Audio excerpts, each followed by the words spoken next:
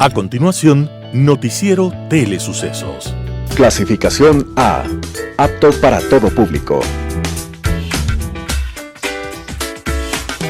Un noticiero pensado para usted porque se lo merece. Nos acercamos a la realidad desde diferentes perspectivas. Noticiero Telesucesos. Primera parte del Noticiero Telesucesos con las noticias más importantes del día.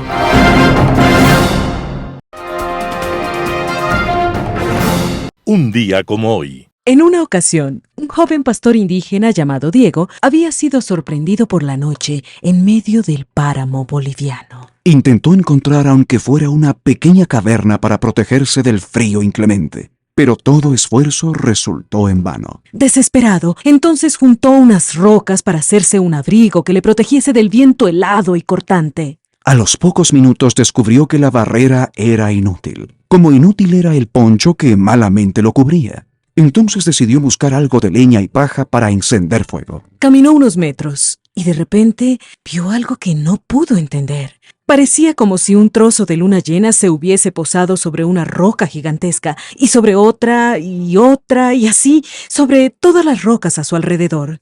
Con el fuego encendido, aquellas rocas refulgían como joyas preciosas de caprichosa forma. Era plata, la más grande cantidad de plata junta del mundo entero, la mina de plata que el mundo conocería como Potosí. Fue tanta la plata de aquella mina que para las fiestas de Corpus Christi, las calles por donde habría de pasar la procesión se cubrían con adoquines de plata. De plata eran las cerraduras de los caballos y de plata las vajillas que las familias ricas arrojaban por las ventanas después de usarlas una vez. Potosí, en Bolivia, fue la ciudad más rica del mundo. Hoy, sus calles polvorientas y muchos de sus barrios sin agua potable no nos hablan de aquel pasado, porque la mayoría de aquella riqueza fluyó al viejo continente. Caprichoso destino han tenido nuestras riquezas en América, y aquella mina, la que le permitió tanto lujo y tanta pompa en Europa, estaba siendo descubierta por el pastor indio Diego Hualipa, un día como hoy. 10 de abril de 1545. Las principales noticias del día. Titulares. Una amplia agenda tendrá la Asamblea Nacional esta semana. Construcción de torre para paso de Sote y poliducto está lista. En el segmento de opinión, la deuda pública del Ecuador. En política internacional, Macron en China. Los editoriales serán de Martín Pallares. ¿Cómo hacer un juicio sexy sin morir en el intento? Noticias del día. Una amplia agenda tendrá la Asamblea Nacional esta semana. 4 temas importantes deberá abordar esta semana el Pleno de la Asamblea Nacional, conforme marcó en la agenda el presidente de esta función del Estado, Virgilio Saquicela, quien convocó a la sesión 862 este martes 11 de abril a las 10 horas en la sede de la misma. Para el primer debate se considerará el primer informe sobre la Ley Orgánica de Seguridad Digital, mismo que fue aprobado el miércoles 22 de marzo del 2023 por la Comisión Especializada de Soberanía, Integración y Seguridad Interna. También se abordará como otro punto el informe de objeción parcial a la Ley de Extinción de Universidades y Escuelas Politécnicas suspendidas por el Consejo de Evaluación, Acreditación y Aseguramiento de la Calidad de la Educación Superior, CEACES. Otro punto a tratar es el de resolver el informe técnico de fiscalización y seguimiento a la minería ilegal en el sector conocido como Yatsupino, Cantón Puerto Napo, provincia del Napo. Los miembros de la Comisión de Biodiversidad y Recursos Naturales fueron los encargados de dar paso a este punto como parte del orden del día. Finalmente, también se discutirá y resolverá en segundo caso relacionado con minería ilegal, pero en esta ocasión en la región Costa. Se trata del informe técnico sobre el hundimiento de las casas en el casco urbano a causa de esta práctica no autorizada de explotación en el cantón Zaruma, provincia del Oro. La comisión a cargo busca la aprobación de dicho documento por parte del todo el Pleno de la Asamblea. Construcción de torre para paso de Sote y polioducto está lista. Petroecuador, junto al Cuerpo de Ingenieros del Ejército, culminó el 7 de abril del 2023 la construcción y pruebas de la nueva torre de soporte para el paso aéreo del sistema oleoducto transecuatoriano Sote y del poliducto Chuchufín de Quito. La torre está ubicada a 20 metros de la zona crítica del río Márquer, provincia de Napo, donde el 22 de febrero del 2023 colapsó un puente por la inestabilidad en el suelo de la zona. El colapso del puente puso en riesgo ambas infraestructuras estratégicas de transporte de hidrocarburos. El SOTE y el poliducto se encuentran seguros en el tramo donde está ubicada la nueva torre para continuar de manera ininterrumpida con el bombeo de crudo y combustibles, respectivamente, asegura la firma estatal en un comunicado. Esta nueva infraestructura, desarrollada de manera preventiva, servirá como complemento y refuerce a la torre ya implementada en la zona en semanas anteriores, explica Petroecuador. Adicionalmente, la estatal petrolera indicó que sigue con los estudios para analizar las mejores opciones sobre la construcción de unas variantes al trazado de los oleoductos en la zona que supongan una solución definitiva. La octava para el SOTE y la sexta para el poliducto Xuxupindi-Quito, con el objetivo de asegurar la continuidad en las operaciones. Entrevista del día. Este lunes en Radio Sucesos, Hugo Espinan, abogado especialista en Derecho Penal y analista de seguridad, habló acerca de la postura referente a la tenencia y porte de armas. Escuchemos lo que dijo. ¿Cuál es su postura después de todo lo que se ha dado este debate intenso desde que se emitió este decreto el 1 de abril? ¿Qué podemos deducir, Hugo? Empezar diciendo que no ha habido una modificación a la ley. Lo que hubo fue la derogatoria de un decreto ejecutivo que se emitió en el año 2011, el decreto 749, que fue casi una consecuencia de los hechos del 30 de septiembre del 2010. Pero ¿qué es lo que se consiguió en efecto? Se consiguió primero que la delincuencia tenga una certeza de que todos los ciudadanos están en un estado de indefensión. El sistema de control de armas que ha tenido el Ecuador en manos del Comando Conjunto de las Fuerzas Armadas, para mí ha sido un gran fracaso, porque no tenemos un buen registro de las armas civiles, ni tenemos un control de armas, porque después de 15 años, o en esto una década completa, que hemos pasado sin porte de armas, lo que hemos tenido es una proliferación de armas de fuego y el incremento brutal de actos delictivos con el uso de armas de fuego. O sea, la antítesis de lo que se pretendía cuando se suspendió el permiso de porte. Ahora, ¿qué es lo que va a suceder después del decreto 707 del presidente Lasso? En efecto, no mucho, porque no es que se abrió un dispendio de que uno puede ir y comprar en cualquier tienda de barrio, como se ha presentado irresponsablemente por mucha gente, que será el porte de armas. Lo contrario, nosotros hemos visto que el sistema está establecido por la ley de control de armas, una ley que fue creada en los años 80, cuyo reglamento data de 4 años más tarde, y que se ha mantenido vigente hasta el día de hoy. De hecho, el decreto ejecutivo lo que ha hecho es hacer reformas a este reglamento y poner nuevas condiciones. Entonces, este porte no es un porte abierto, es un porte bastante limitado y restringido. Segundo, el porte no implica patente de corso para el uso del arma. Hay una gran diferencia entre portar un arma y usar un arma. No es como el agente 007, ¿no? Sí, tiene licencia para matar. No, aquí tenemos licencia para ir presos.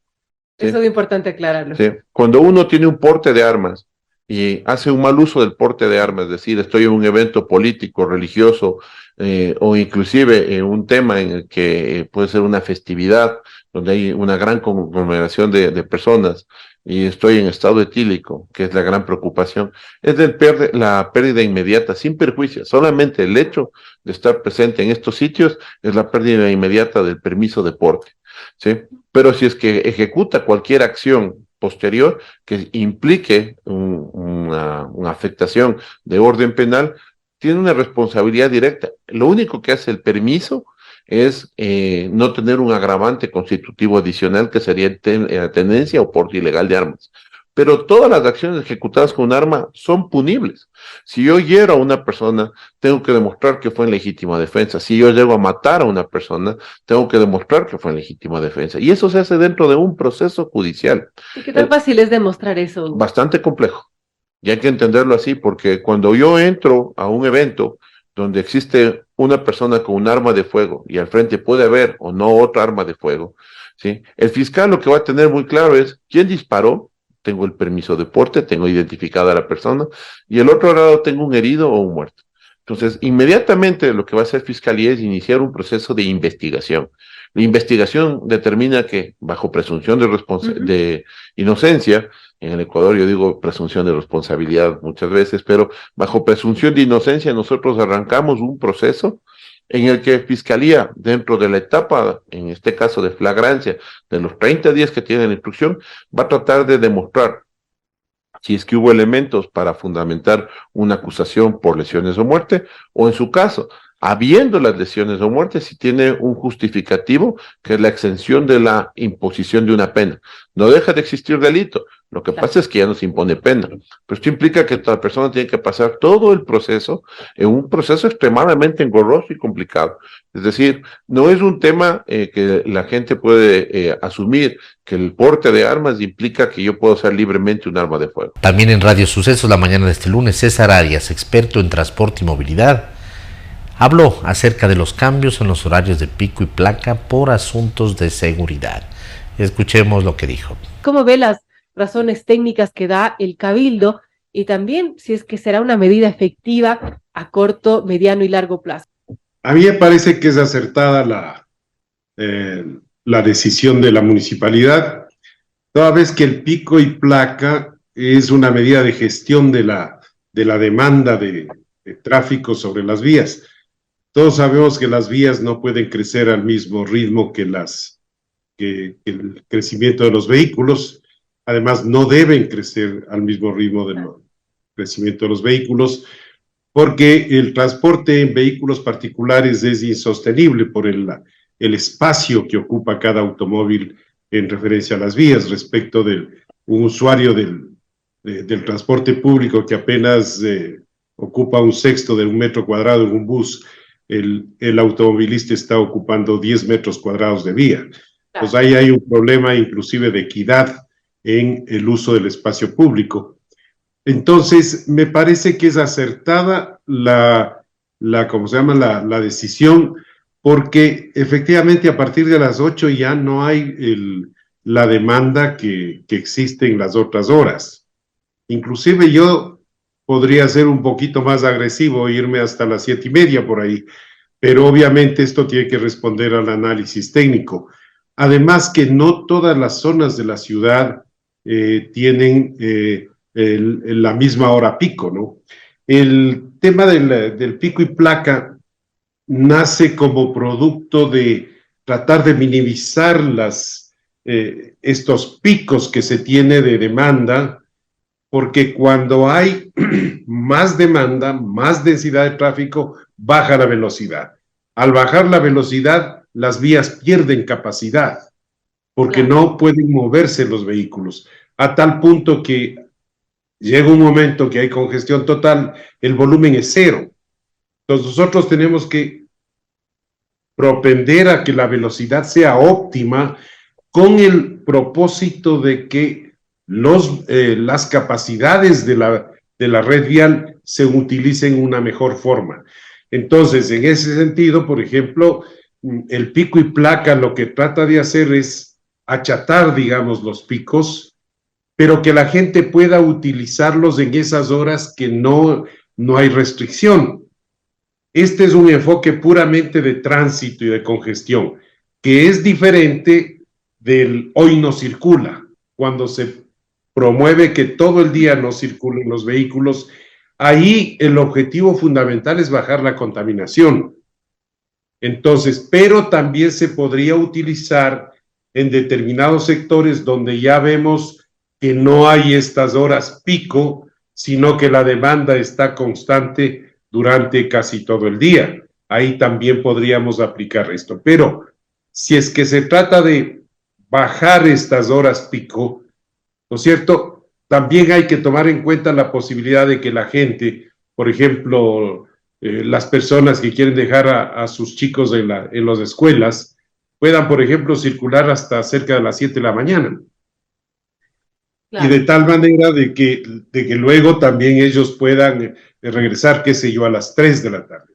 Pero si le ponemos desde horas muy tempranas y horas muy tardías, entonces un poco desvirtuamos el concepto del pico y placa, como se llama. hablando de cómo va creciendo el ritmo de crecimiento del parque automotor en la capital, cómo colapsan las vías, es necesario tomar otro tipo de medidas. Por ejemplo, se analizaba el hoy no circula. ¿Esto será efectivo? ¿En qué medida también esta podría ayudar a la movilidad? ¿O será una medida inútil porque los autos van a seguir incrementándose? Incluso habrá gente que compre otros autos para que pueda circular en esos días que no puede. Sí, ahí hay algunos mitos, ¿no? Por ejemplo, que dicen, es que todo el mundo se ha volcado a comprar un segundo carro. Eso no es tan cierto, ¿no?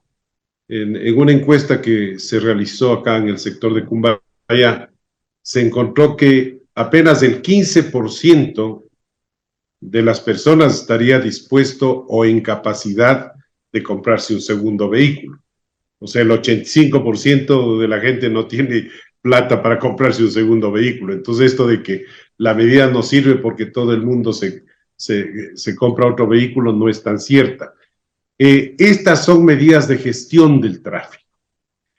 Se ha evaluado mucho alrededor del mundo sobre este tipo de medidas. En un 15% efectivamente incentivan la compra de un segundo vehículo, pero lo que se llega a concluir un poco más es de que tiene que llegarse al cobro por el uso del espacio público, de la vía pública. Es decir, ahora el usuario paga con el tiempo excesivo, claro, ¿no es cierto? Si comenzamos a cobrar por el uso, se comienza a racionalizar la demanda porque cada uno va a ver si el viaje es estrictamente necesario, si es que hace un viaje, a lo mejor hace varias gestiones en un solo viaje, o sea, comienza a racionalizar la demanda. Estefanía Grunauer, concejala electa del Distrito Metropolitano de Quito, estuvo en Quito TV para hablar acerca de la ejecución de su plan de trabajo. Escuchemos lo que mencionó. El día de hoy tenemos la presencia de Estefanía Grunauer. Ella es concejala electa del Distrito Metropolitano de Quito, que van a ponerse en funciones ya mismo el 14 de mayo, en funciones oficiales, digamos, pero vienen trabajando ya precisamente en la conformación de ese nuevo consejo. Abogada, madre, bienvenida Estefanía, ¿cómo está? Buenas noches con todos, buenas noches David. Bueno, vamos a hablar un poco. Usted el 12 de febrero sacó un comunicado luego ya de enterarse y tener prácticamente los resultados oficiales, en el que decía prácticamente: viví una campaña llena de alegría y amor que terminó en una fiesta democrática en la que nuestra gente se pronunció y me da ese voto de confianza. Desde el primer día de campaña hablé sobre un despacho de puertas abiertas que mantendré durante mi trabajo. En este construiremos juntos la ciudad que soñamos y merecemos, un Quito con calidad de vida para todos. ¿Se viene trabajando en este sentido?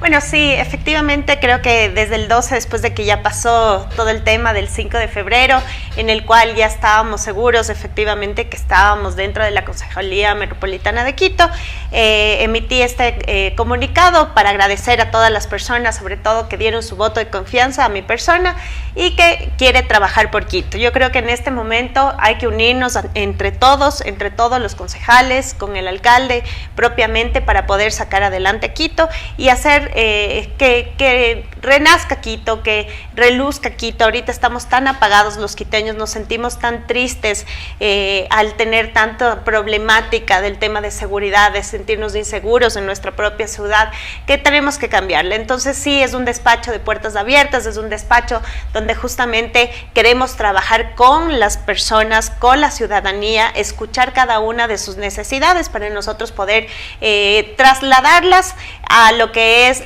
las funciones del concejal, que es justamente fiscalizar, crear normativa y el tema de participación ciudadana. Y precisamente de eso dice en la segunda parte del párrafo: mi representación se verá reflejada en buscar soluciones desde la legislación, la fiscalización y la gobernabilidad, apoyando al nuevo alcalde electo, porque en el Cabildo hemos venido a sumar. Exactamente, creo que es muy importante no estar en este momento con pujas políticas. Tenemos que ver qué es lo que sirve para la ciudadanía, qué es lo que sirve para transformar a Quito. Estamos realmente con una administración que que ha dejado prácticamente botada la institucionalidad Quito como tal, del Consejo Metropolitano, asimismo del municipio de Quito como tal. He pedido últimamente información, como por ejemplo para enterarme bien el tema del pico y placa, que podemos abordarla después, cosas que no tienen, que las secretarías como tal dicen que no están trabajando, las agencias de tránsito, las agencias metropolitanas de control, gritan prácticamente que no pueden trabajar, que no les dan, que mejor no hagan nada, que en este momento no hagan nada, y esto ya ha pasado casi 6 meses.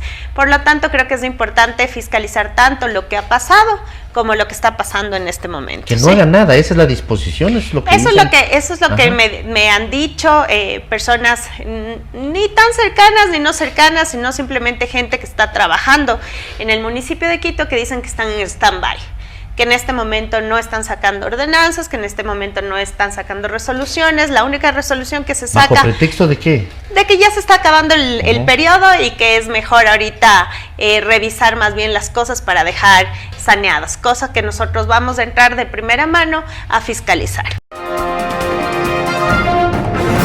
Señor Cucalón, autorizar a los civiles a portar armas para su defensa personal ¿no es de alguna forma reconocer el fracaso del gobierno para garantizar la seguridad de los ciudadanos?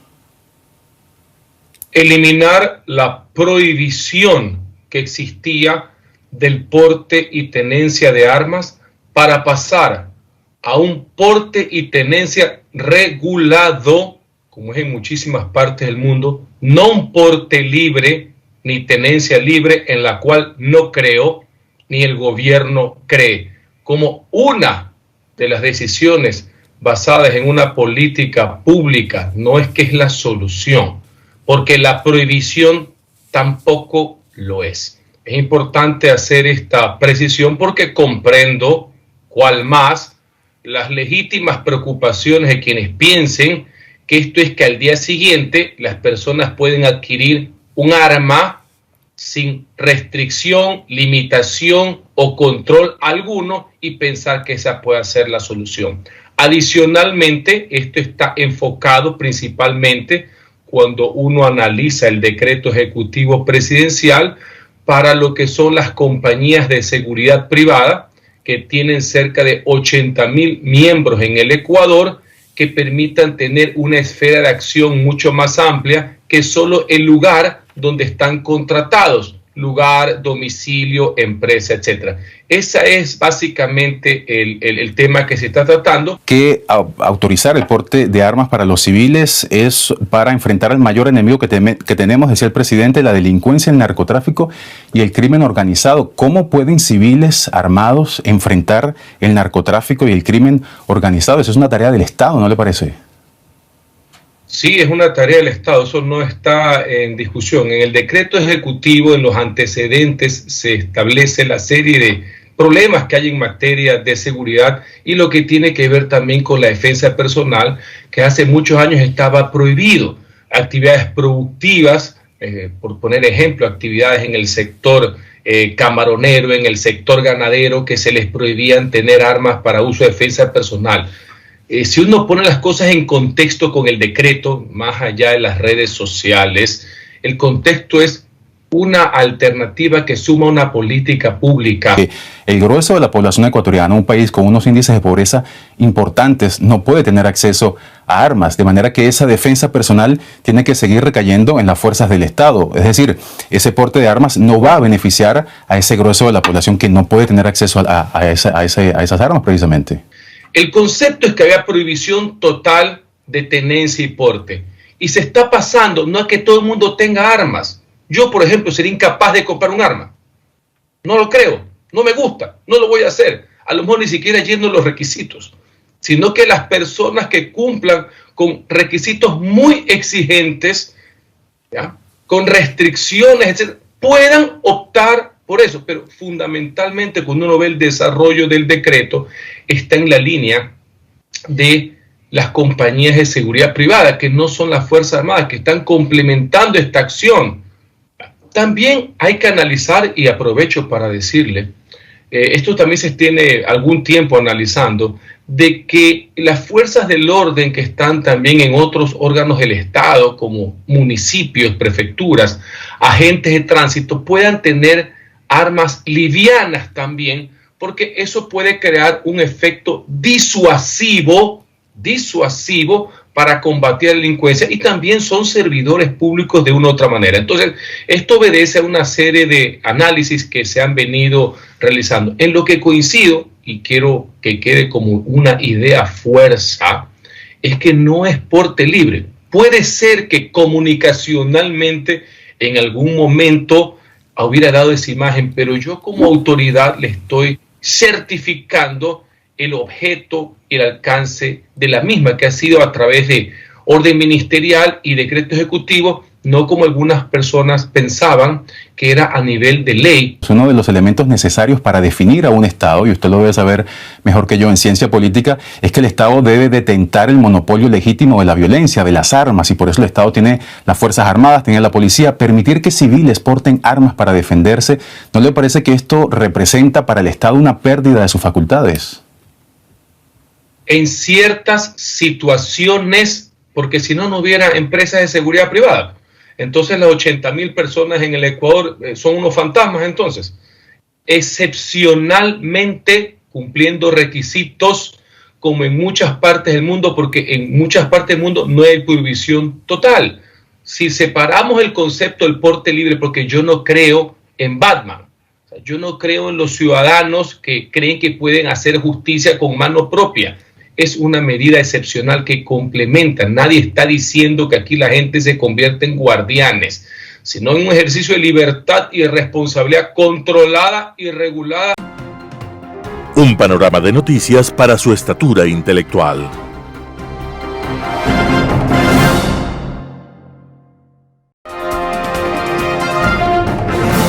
Opinión.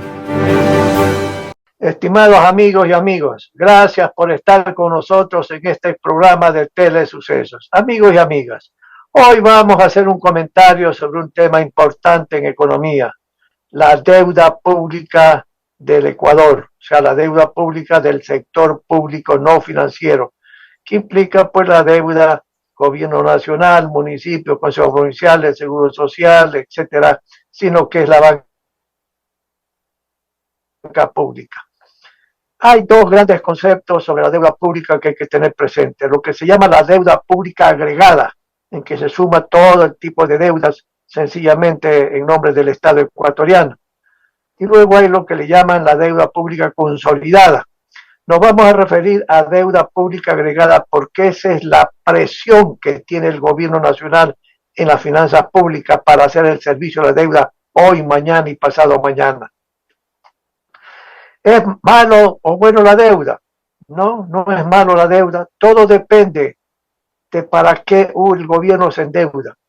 El gobierno debe endeudarse para proyectos prioritarios de inversión pública, que tienen un efecto de expansión económica y de crecimiento del empleo y de crecimiento de la economía ecuatoriana en mayor medida del impacto que ocasiona pues para el servicio de la deuda este tipo de operaciones. Pero también lo que interesa es la tasa de interés y lo que interesa son los plazos.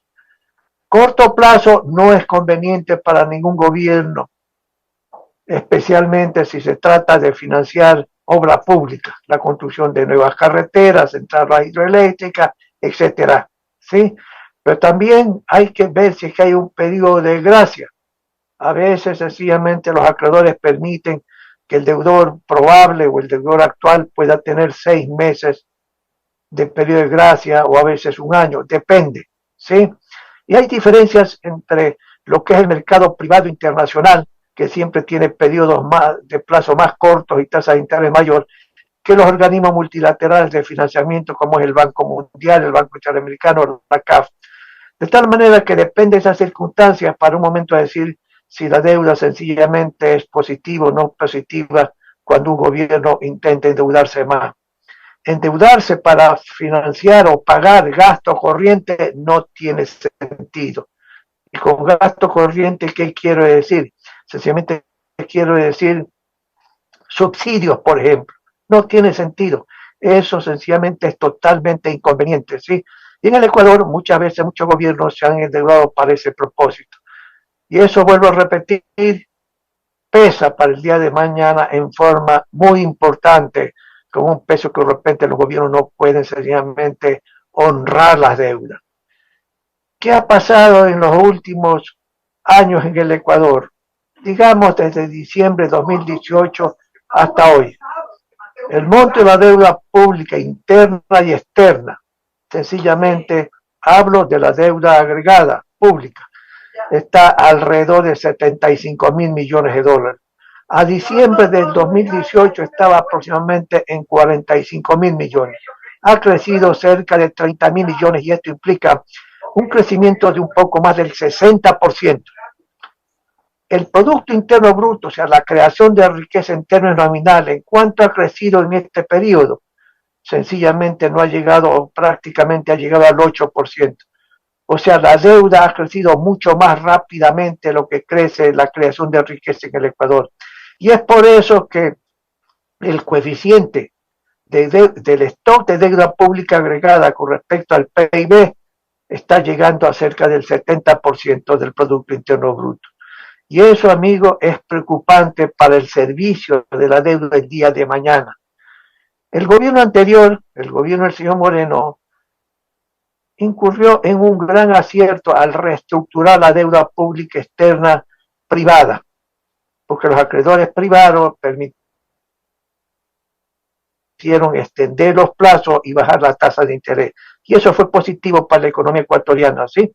Y el gobierno actual del presidente Lasso logró que los bancos de China continental pudieran a su vez flexibilizar un poco más el servicio a la deuda.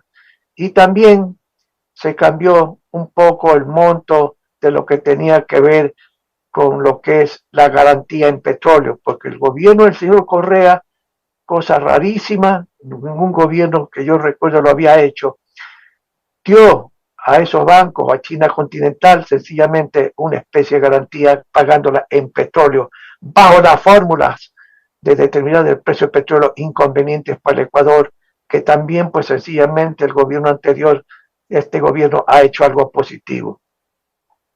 De tal manera, amigos, que la deuda ha venido creciendo más allá de lo que es razonable.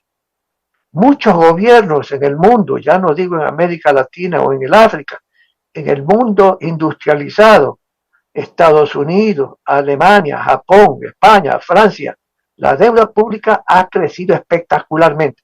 Y eso sencillamente como consecuencia de ¿qué? De que hubieron déficits muy importantes.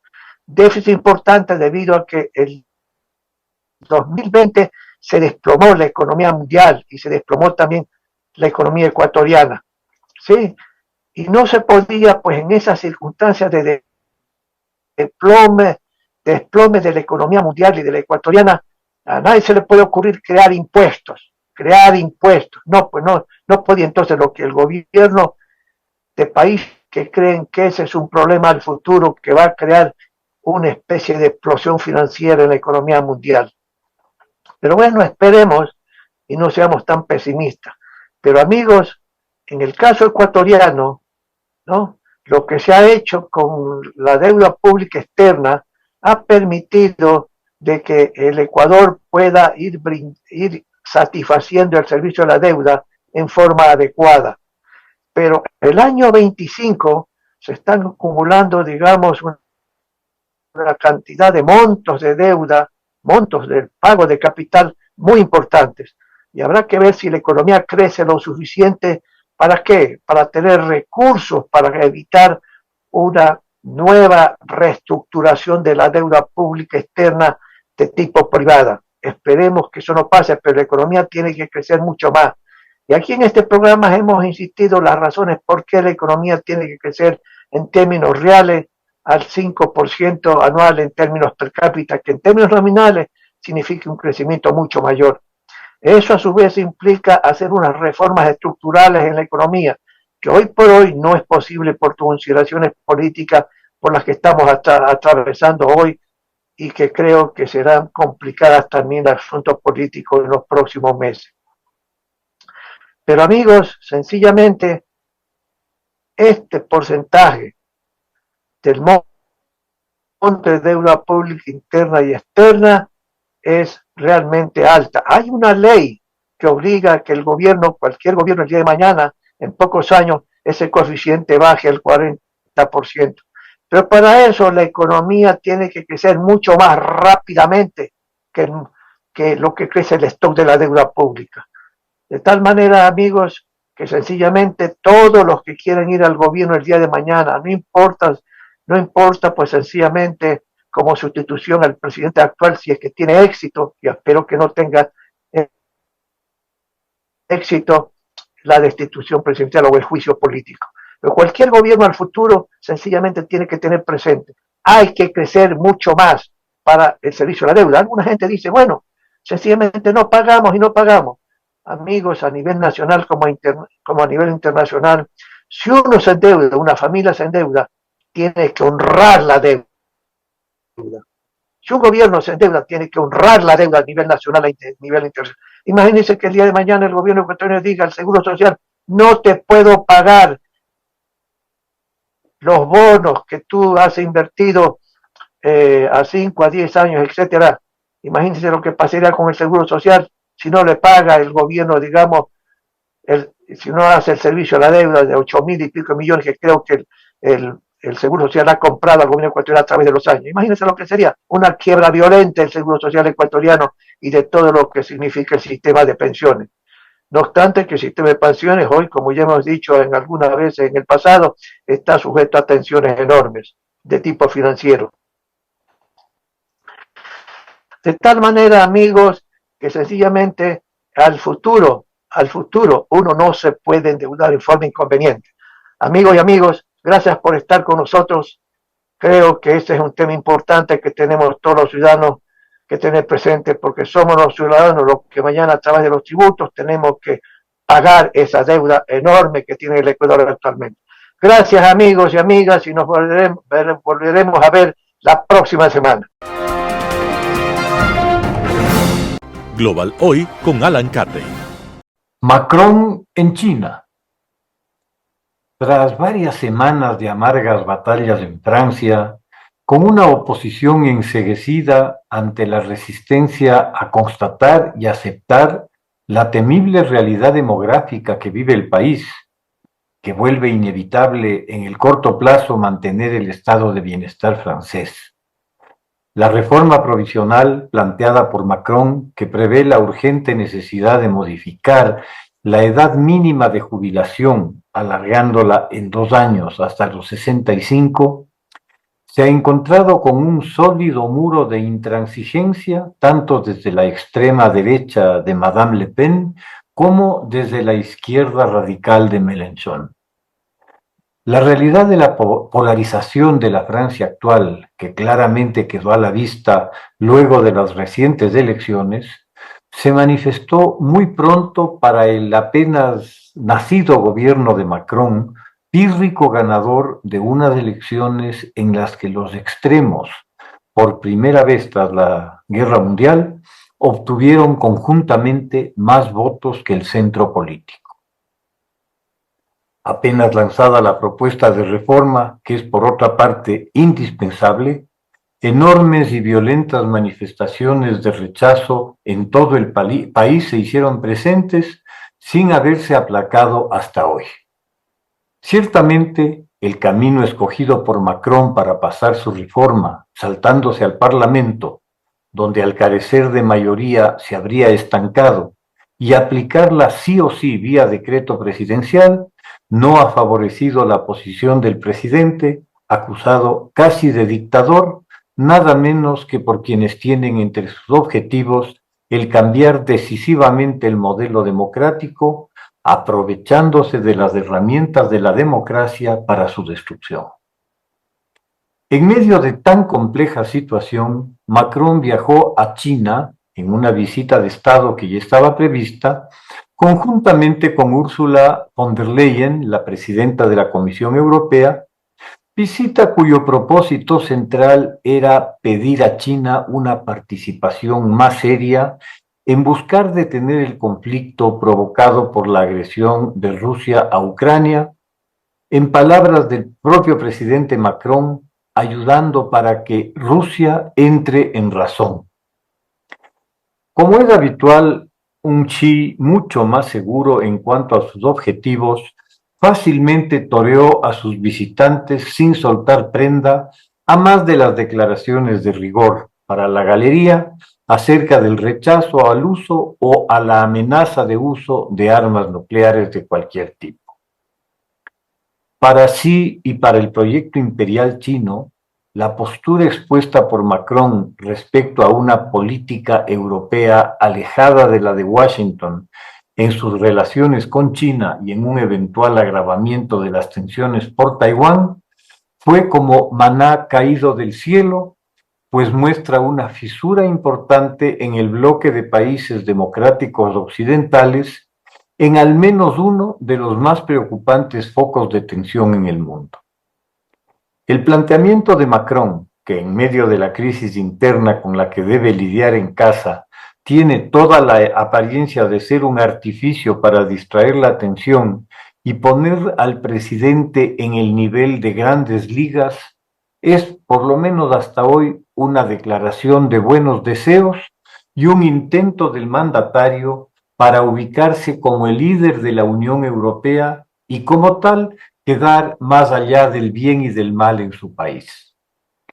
Enmarca ese liderazgo en su propuesta de un ejército europeo, aún a años luz de empezar siquiera a constituirse, que faculte a la Unión Europea, al tener algún grado al menos de poder militar propio creíble, a fijar posturas propias ante los riesgos y amenazas que se puedan presentar. La agresión rusa contra Ucrania en 2022 le agarró a Europa tan impreparada como la anterior anexión de Crimea de 2014, o aún más si cabe, pues durante esos 8 años se volvió cada vez más dependiente del gas y del petróleo rusos, volviéndose vulnerable al chantaje energético y debiendo pagar un alto precio en su economía por la difícil transición a otras fuentes y alternativas. Desde la anexión rusa de Crimea, Europa tuvo 8 años para comenzar a reconstruir sus capacidades militares, totalmente venidas a menos y descuidadas prácticamente desde la disolución del Imperio Soviético en 1992, es decir, por 30 años. Absolutamente nada se hizo, reduciendo hasta el ridículo el gasto en defensa. Cuando el presidente Trump, a inicio de su mandato, señaló las deficiencias y la falta de compromiso de Europa consigo misma, no andaba muy descaminado. Europa tuvo 8 años para que sus alternativas energéticas se diversificaran y ampliaran, haciendo exactamente lo opuesto, cerrando sus plantas nucleares de generación eléctrica y no reemplazándolas con nada que no fuera el gas ruso. Cuando Rusia concentró sus fuerzas para la agresión desde octubre de 2021, Europa, o buena parte de ella, cerró los ojos ante todas las evidencias, negándose a ver la tormenta que se avecinaba. ¿Dónde estaría hoy Europa si el ejército ruso, en vez de la penosa y mal preparada tropa que ha demostrado ser, hubiera sido el temible aparato militar que su propaganda había vendido al mundo? La diferencia entre la reacción de Ucrania a partir de 2014, tras el despojo sufrido en la Crimea y la bomba de tiempo del Donbass, preparándose para poder resistir mejor las muy previsibles futuras agresiones rusas, entrenando a sus tropas y dotándolos de algunos equipos que se revelarían como muy efectivos, y la reacción europea, invertir lo menos posible en su defensa y confiarse, como en las 2 guerras mundiales anteriores, en que lleguen los americanos, es abismal. Tan abismal como el pánico europeo por proporcionar a Ucrania las armas y equipos para que ésta se defienda y de paso defienda a la Unión Europea. Hasta en eso, cicateros y mezquinos. Toda Europa, la tercera economía del mundo, ha podido, hasta sacando de la basura, proporcionar a Ucrania, después de dilatorias cobardes por meses, de tal vez 250 tanques. Es decir, la mitad de los tanques rusos que Ucrania por su cuenta capturó y recicló para su uso en el conflicto, y la 10ª parte de los tanques que Ucrania ha destruido en el conflicto.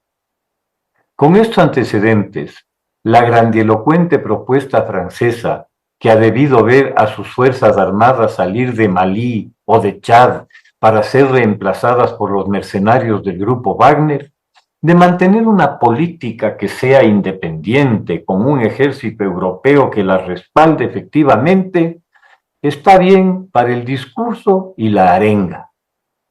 ¿Creerá seriamente el presidente francés en la capacidad disuasiva nuclear europea, léase francesa, frente a un chantaje nuclear ruso? Mucho tendrá que cambiar en Europa, desde esa población que no acepta mirar la realidad y alargar en 2 años su jubilación, a un liderazgo pequeño e intrascendente, pálido y triste recuerdo de un de Gaulle, de Adenauer, de Churchill o de Kohl.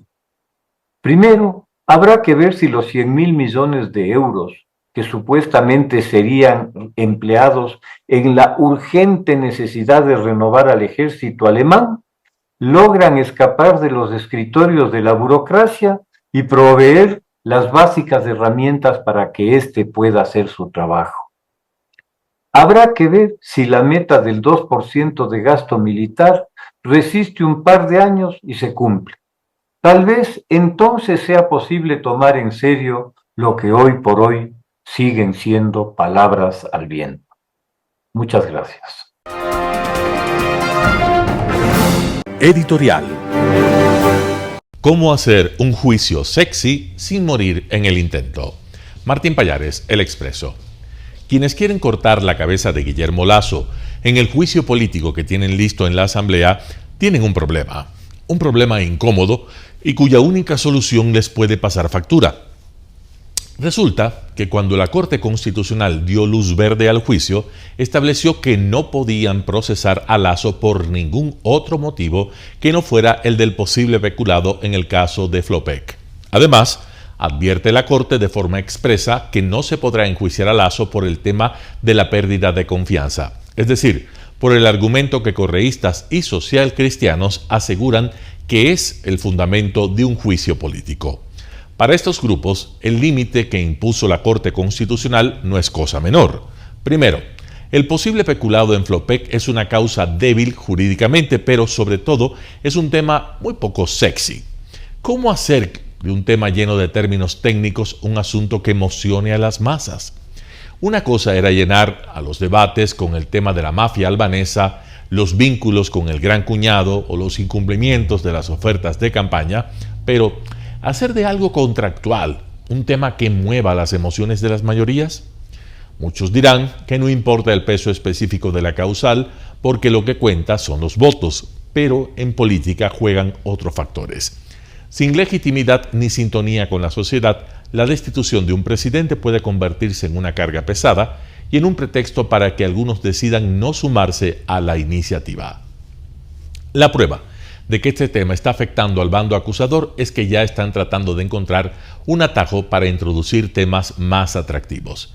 Luis Almeida ya anticipó que quiere hablar de los bonos Brady, que nada tienen que ver con el actual gobierno, mientras que el silencio de los acusadores que no han querido singularizar los motivos del juicio resulta sospechoso. El plan es hacer un bypass a la orden de la Corte Constitucional, pero ojo con las consecuencias. Si los acusadores deciden hacer un mercadillo de causales, la Corte Constitucional podría seguirles un proceso de incumplimiento de orden y destituir a los acusadores, como hicieron hace poco con el Consejo de Participación Ciudadana y Control Social. ¿Van a correr ese riesgo? En estos cálculos se encuentran Martín Pallares, El Expreso. Noticias internacionales. China anuncia el fin de sus maniobras militares en torno a Taiwán. China anuncia el fin de sus maniobras militares en torno a Taiwán en medio de las crecientes tensiones sobre el futuro del territorio insular. El ejército taiwanés se preparaba para lo peor, una posible intervención durante el fin de semana. China realizó un simulacro de bloqueo de la isla.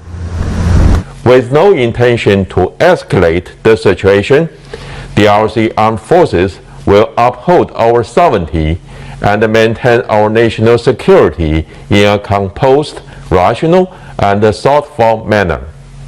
Meanwhile, our air defense units have remained on high alert.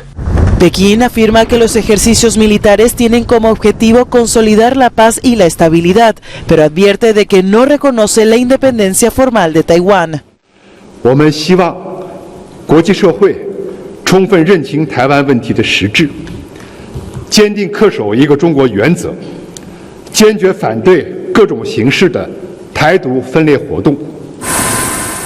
Según las autoridades de Taipei, decenas de aviones chinos violaron el domingo los límites oficiales al tiempo que un destructor de la Marina estadounidense, país aliado de Taiwán, se acercaba a la zona de ejercicios en el mar de China Meridional.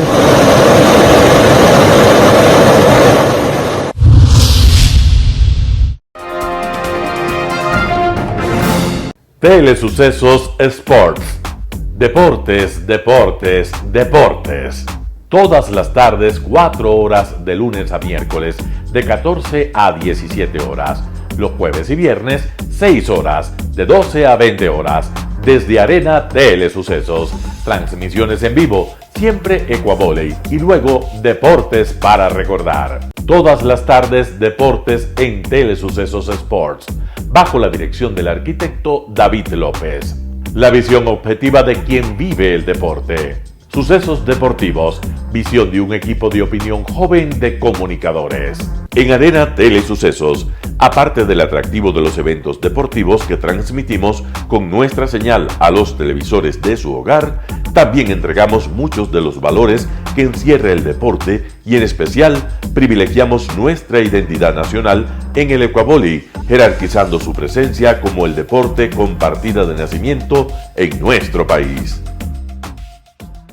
Telesucesos no solo entrega en su programación de deportes un espectáculo, sino que impulsa, privilegia y exige a quienes participan que sean parte de los valores y méritos que el deporte encierra: esfuerzo, superación, perseverancia, respeto, solidaridad, compañerismo, disciplina, puntualidad, sana competencia, honradez en la cancha y fuera de ella. La práctica deportiva siempre generará beneficios positivos para su cuerpo y entregará salud estable, pero refuerza además la identidad personal y premia siempre el éxito conseguido.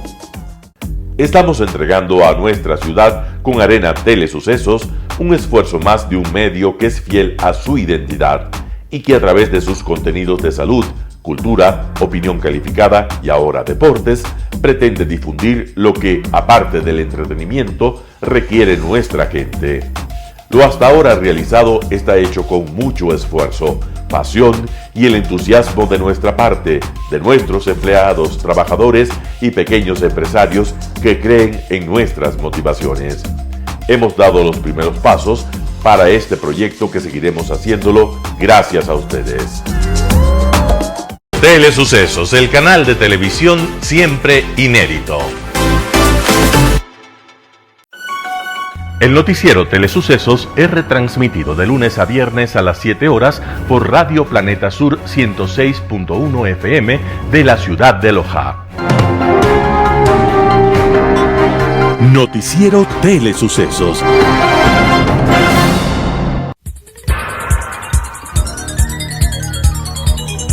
Las opiniones vertidas en este espacio por la producción y dirección del programa son de exclusiva responsabilidad de sus autores y de quienes intervienen en ellos.